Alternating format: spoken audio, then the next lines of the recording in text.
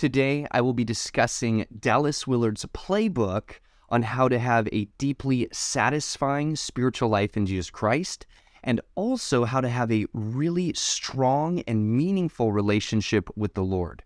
The principles that I've extracted for this video come from Dallas Willard's timeless work, Renovation of the Heart, and Hearing God. I definitely recommend both those books, but I also recommend you check them out for yourselves. They are incredible. Now, without further ado, let's jump right in, and we're going to have some fun today. As you can see on my blackboard there, the first key or core principle to having a deeply satisfying relationship with the Lord is participation. One of the reasons why this is so important is because over the years, I have run across so many Christians that have this interesting subconscious belief that our relationship with the Lord, our spiritual growth or transformation in Christ, and then also our participation in the glory of God is something that will be experienced passively, or it'll just come by all by itself. And you see, the reality is that cannot be farther from the truth. Absolutely, it just can't be. Dallas Willard is very clear that for all three of those items, both relationship with God, our conformity to the image of Jesus Christ, and also our role in glorifying God on earth, is nothing passive at all. No, it's absolutely something that requires us to take an active role in participating with our Lord and Savior in all three of those concepts. So let's start by looking at relationship with the Lord first and foremost. Our relationship with Him is something that requires energy and effort on our end. You see, no healthy relationship is ever unilateral.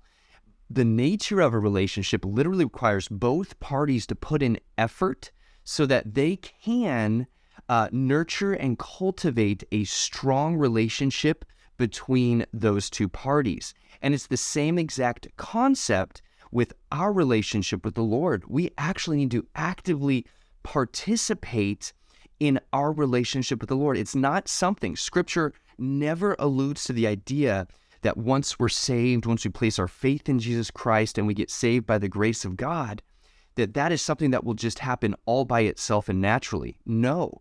Rather, the Scripture gives us clear commands and instructions for how we can engage in relationship with God and put in effort on our end to participate in that blessed relationship. If you look right here on the screen, what you'll see is some of these commands. Ephesians 3:11-12 says, "This is according to the eternal purpose that He realized in Christ Jesus our Lord, in whom we have boldness and access with confidence through our faith in Him." And as you can imagine, the way that Greek is rendered there, this is something that requires our continuous and regular interaction with the Lord. If we want to access God through faith, we actually have to, according to this little text and how the Greek is rendered there, we actually need to put forth energy and effort into accessing our Lord and Savior. What a blessed thing. But I want to show you one more scripture as well that really emphasizes this concept. In 1 John 1:3, it says, "That which we have seen and heard we proclaim also to you, so that you too may have fellowship with us. And indeed, our fellowship is with the Father and with His Son, Jesus Christ." And you see, that is so important because when it talks about fellowship with God Himself, that's talking about a deep, intimate relationship and also intimacy with the Lord, where we are personally giving ourselves to the work of fellowshipping with the Lord and engaging in relationship. This is so important, and unfortunately, I think a lot of Christians out here in America miss out on how precious and significant putting forth work on our end into cultivating the depths of a relationship with the Lord is. It is so important. And as you look there on your screen, you also see that conformity to the image of Jesus Christ and our spiritual growth with the Lord is contingent upon our partnership with the Holy Spirit and His work in our lives. Yes, absolutely. Okay, the Holy Spirit is the agent of change and purification, sanctification, spiritual growth and transformation in the life of the believer. But it is not without our participation. And this is something that Dallas Willard talks about so beautifully. I love how he articulates the necessity of our engagement with God in our growth and maturity. This is also something that David Mathis also emphasizes. He talks about spiritual exercises or the spiritual disciplines such as prayer and fasting and meditation, these things being given to us as a means of grace from the Lord so that we may engage God and see that sweet and beautiful growth in our Savior. It is so important to never consider our spiritual growth and maturity something to be passively experienced, right? Unilaterally applied to us by God the Holy Spirit. Instead, we must remember that we have the joy and privilege of working diligently with God Himself, the Holy Spirit, in our growth and development as we strive to be obedient to the example of Jesus Christ. What an incredible thing. Look right here on the board. Titus 2:14, He gave Himself for us to redeem us from all lawlessness and to purify for Himself a people for His own possession who are zealous for good works. And as you can tell from that passage, it absolutely shows us that this is a work of God, right? It is God's working upon us and in us to purify us and to cleanse us so that we might grow and become more like Jesus. But if you look at this passage, we also see the other side of that coin where we have to exert energy and effort, which is a blessed and joy-filled event, of course, in our participation with God in that means. James 4:8 says, Draw near to God, and He will draw near to you. Cleanse your hands, you sinners, and purify your hearts, you double-minded. I could go on and on and on and provide scripture after scripture after scripture showing you how we must participate with God the Holy Spirit in our spiritual growth and our maturity into the conformity of the image of Christ. It's replete through Scripture, and it's something that must be remembered. We play an active role in our growth and development in the Lord. So important. And now, if you look on your screen right here, there's one last topic under this section that I want to talk about. And this is God's glory. It is of vital importance to remember that we play an important and significant role in God's glory. Now, what does that mean exactly? That means this. You see, God has called us not just to be saved and to sit around passively and enjoy the beautiful benefits of salvation under the new covenant of Jesus Christ.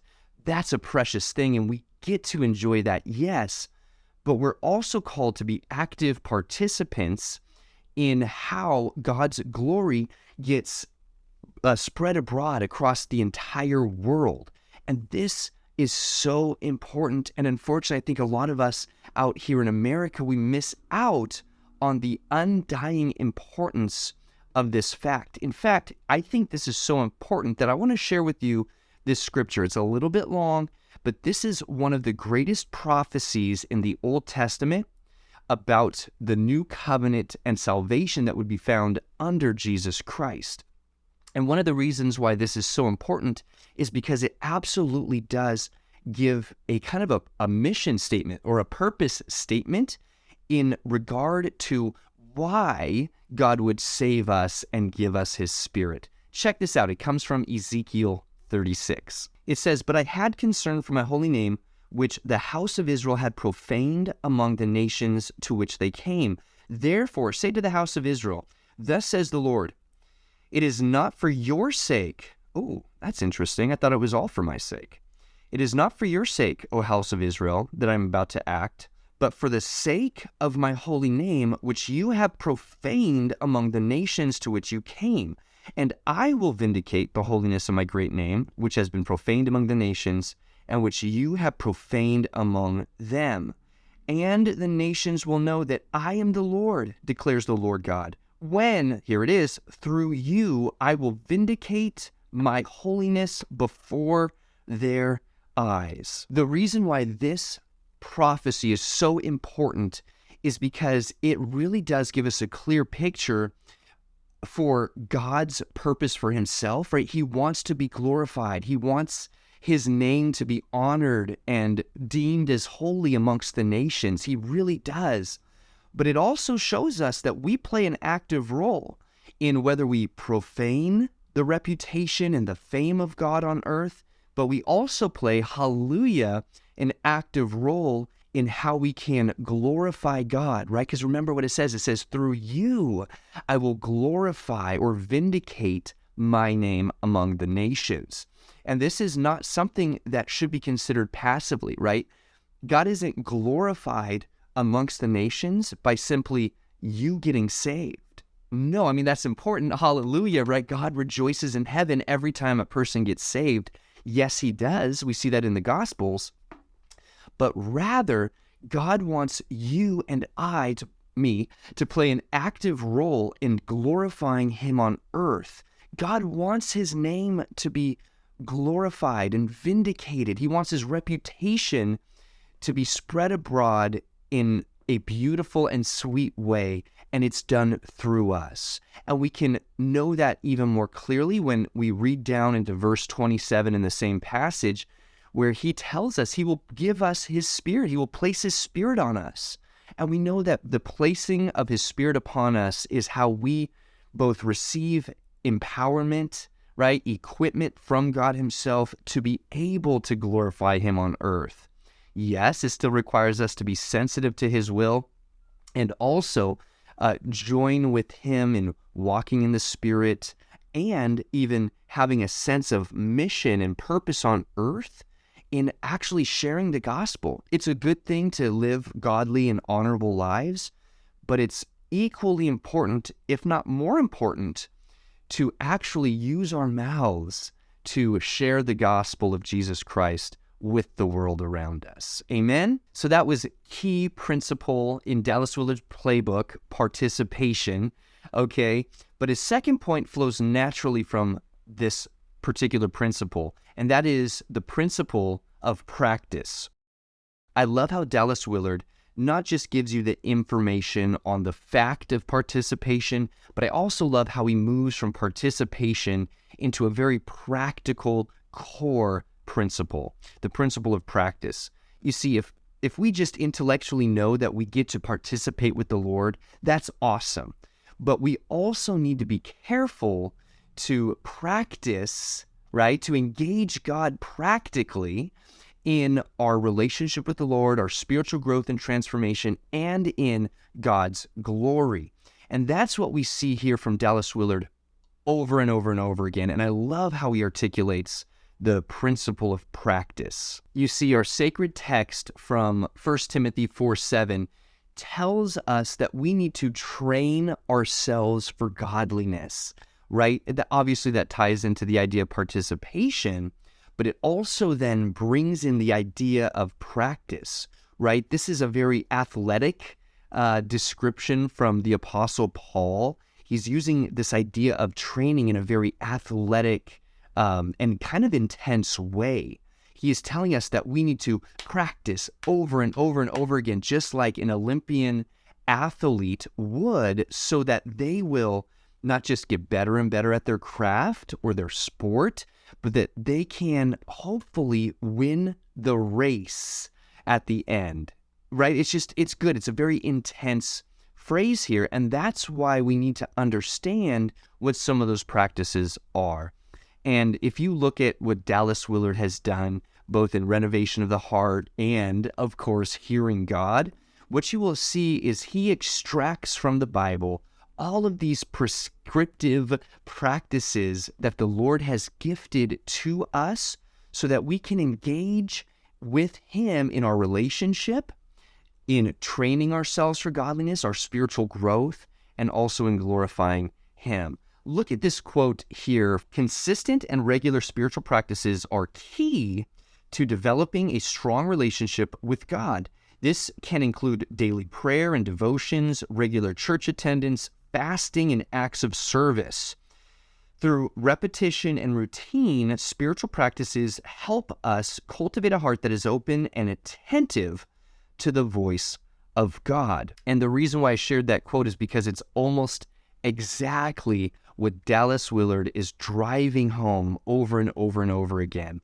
You see, it's not simply this empty or artificial or mechanical practice that means anything, but rather it's a sincere and heartfelt engagement with God through the spiritual disciplines of fasting, prayer, meditation, reading God's word in a way that listens and hears God speak to us, and then so many others, right? We even see spiritual disciplines such as solitude, solace, and silence. All of these things are important to our engagement with God and our practicing our participation with the Lord. As you can see on the board, the third core principle to Dallas Willard's playbook, as I'm affectionately calling it, of course, is that of patience. Now, if you're anything like me, you probably don't even like the sound of the word patience, right? Like, it just agitates me. Like, it does something inside me that I don't like, right?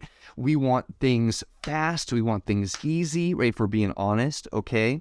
But really, one of the things that Dallas Willard points out over and over again is that a joy-filled and love-based practice and participation of our relationship with the Lord is so important. But he also shows that we need to be patient in the process. You see, even how we have theologically constructed that word sanctification, it's built into the definition or the meaning of it, this idea of process. Sanctification is never a one and done thing. No. Yes, when we get saved, we get sanctified by the Lord in the fact or in the sense that God sees us now just like he sees his perfect and holy consecrated Son, Jesus Christ. So positionally, we are sanctified. But really, that's the moment. Once we get saved, that's the moment that process begins. We begin that process of growing in the Lord and cultivating a deep and meaningful relationship with the Lord. So what I want to encourage you with is keep in mind that we do need to be patient. As much as we might not like that word, it's a process. So be patient. Know in your mind that we need to participate. God calls us to participate with him in this walk of faith. But also remember that as we practice, right? As we practice those spiritual disciplines from a place of gratitude to the Lord, we also are going to grow slowly but surely in the Lord, in our relationship with God. And as God has given us those practices to train ourselves for godliness, we will over time see a greater and greater growth and maturity in the Lord. Of course, I want to encourage you, check out those books, Renovation of the Heart and Hearing God by Dallas Willard. They are absolutely breathtaking and incredible books. But I also want to encourage you to check out this next video right here. I really do think you'll be blessed by it. God bless you.